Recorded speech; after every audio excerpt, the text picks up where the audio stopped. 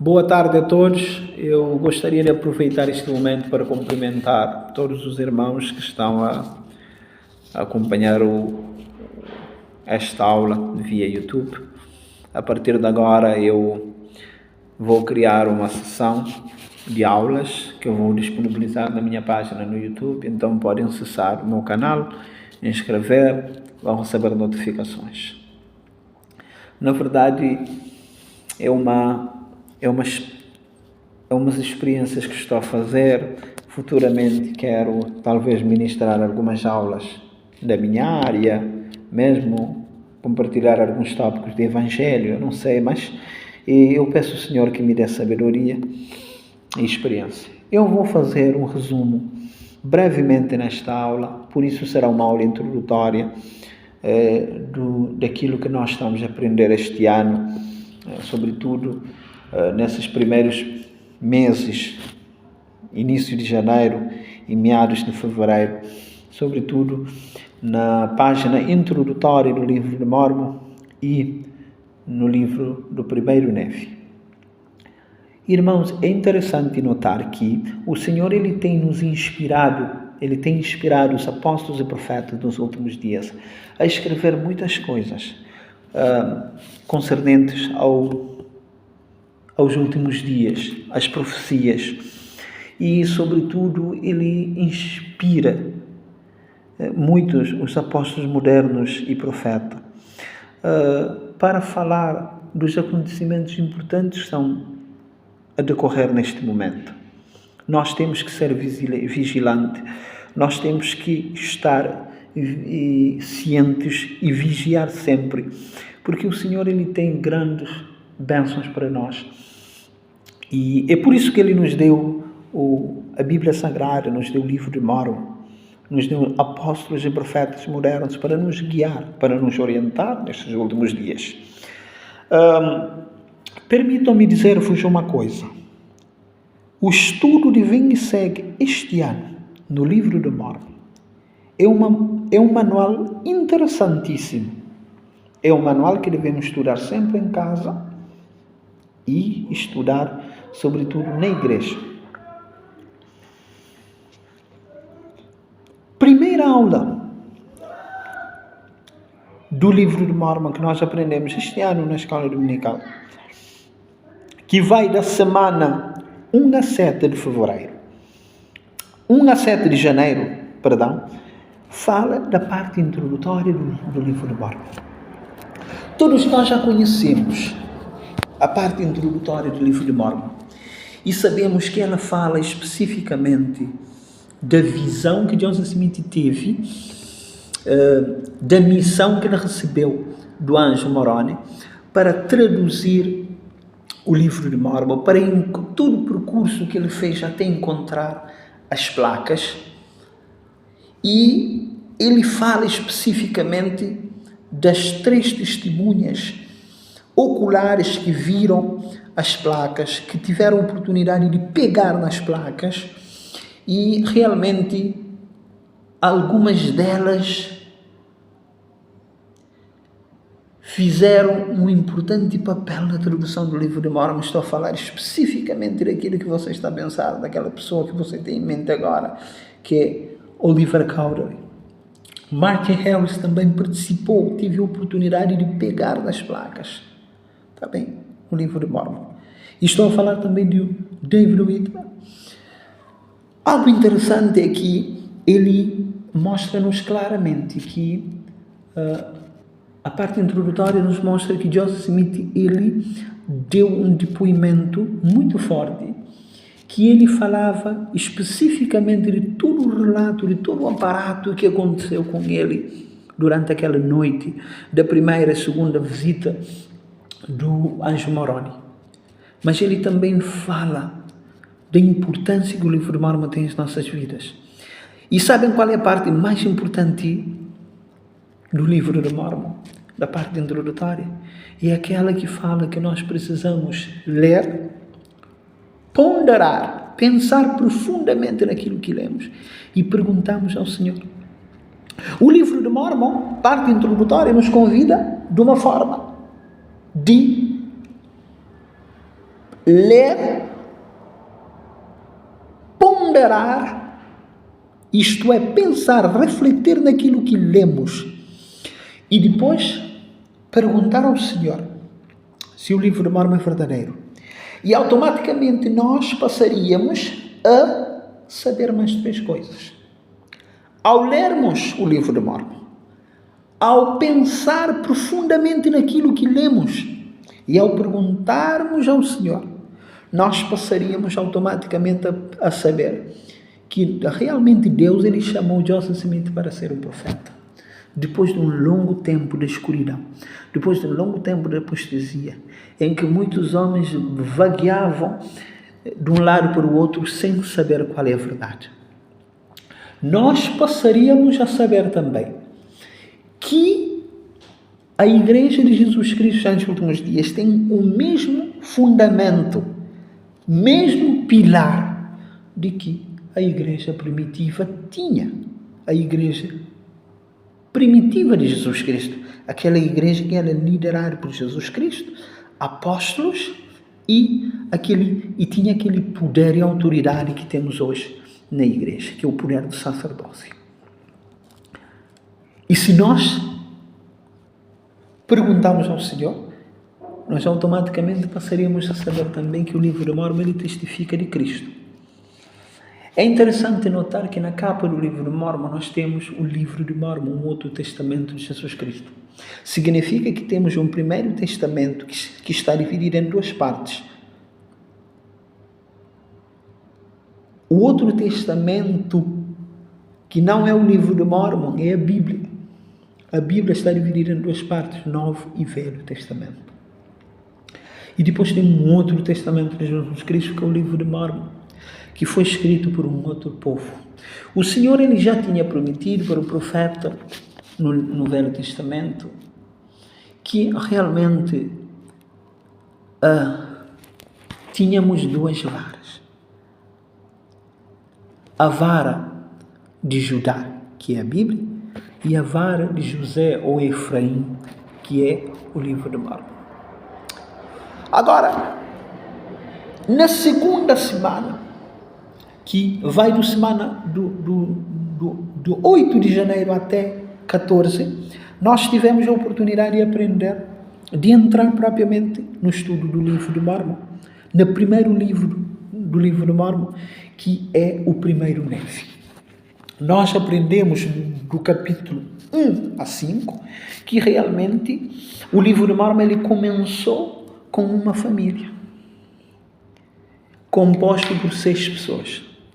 Primeiro, nós tínhamos um pai que é Leí, Saria a mãe. Tínhamos 4 filhos, Lamã, Lamuel, Sam e Nefi. Esta família realmente viviam em Jerusalém. Leí era um homem que tinha muitas condições financeiras, tinha muito ouro, muita prata, era um homem rico.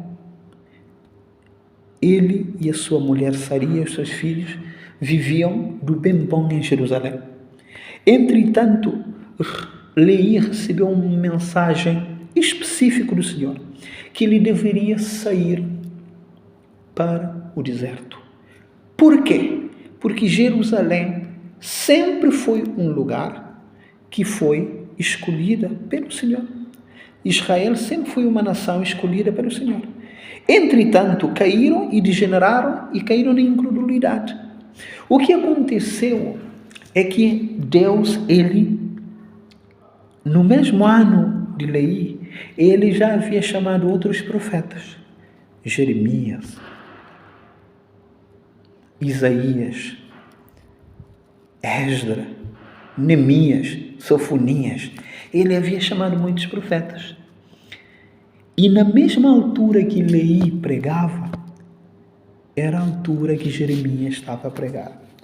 Nesta altura, quando Israel estava no declínio do pecado, muitas pessoas estavam,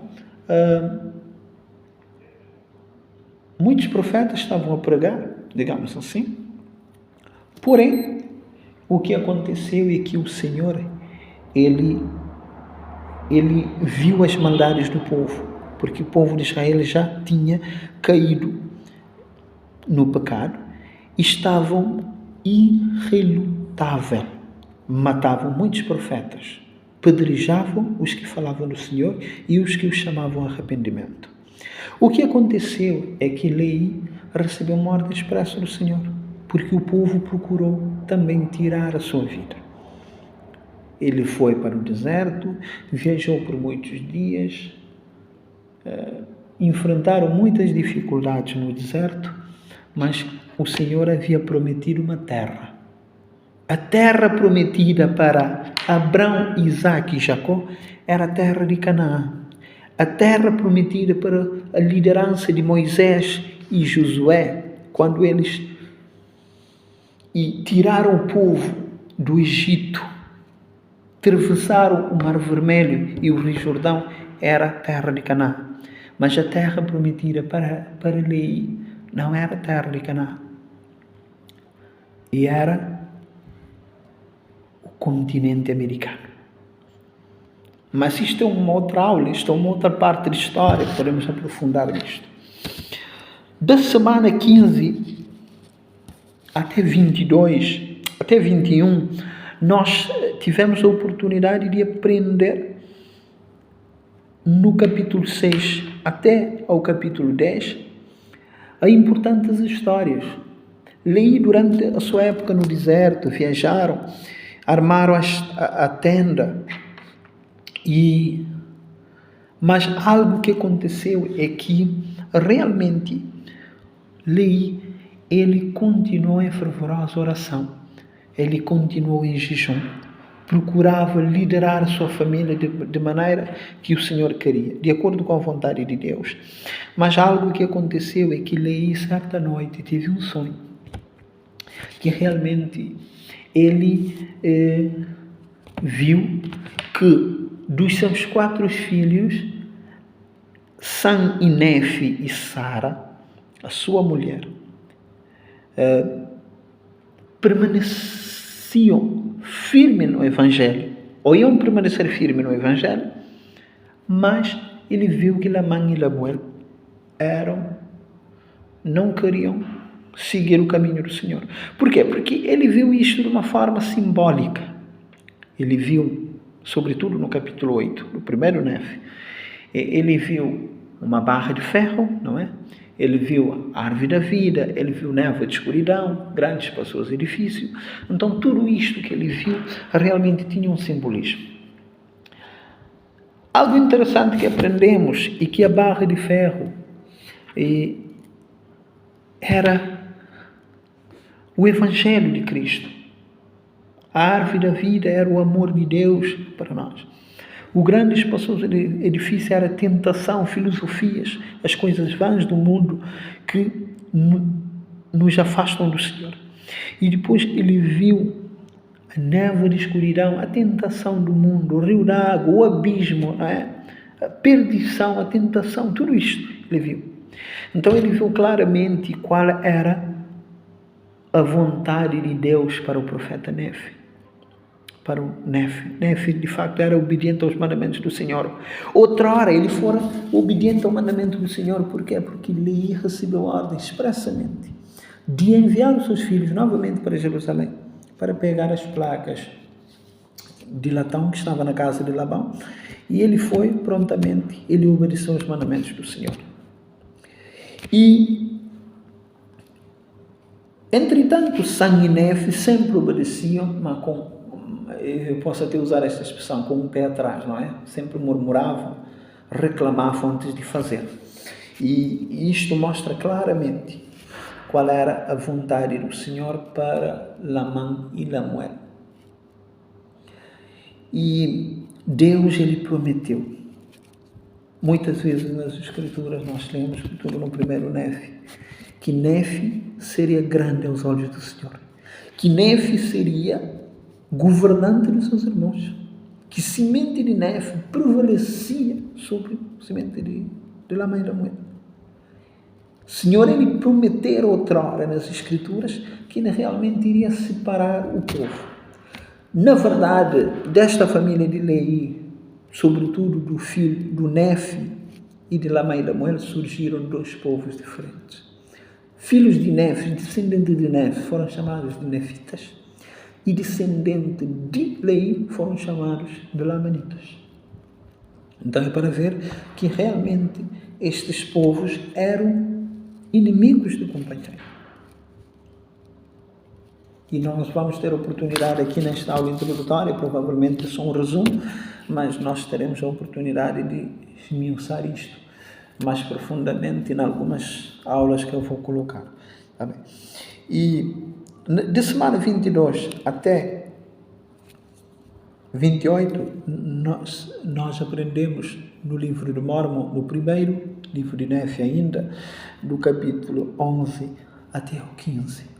Algo interessante é que Nefe, quando o Senhor, quando Leí contou o sonho que ele tinha sobre a árvore da vida e névoa de escuridão, a barra de ferro, ele realmente teve a curiosidade de orar e perguntar ao Senhor. Ele perguntou ao Senhor e o Senhor respondeu, não é? E o explicou profundamente de muitas coisas que aconteceram, não é? Ou que acontecerão no fim dos tempos. Ou seja, tudo aquilo que profeticamente está escrito no livro de Apocalipse, no livro de Daniel, e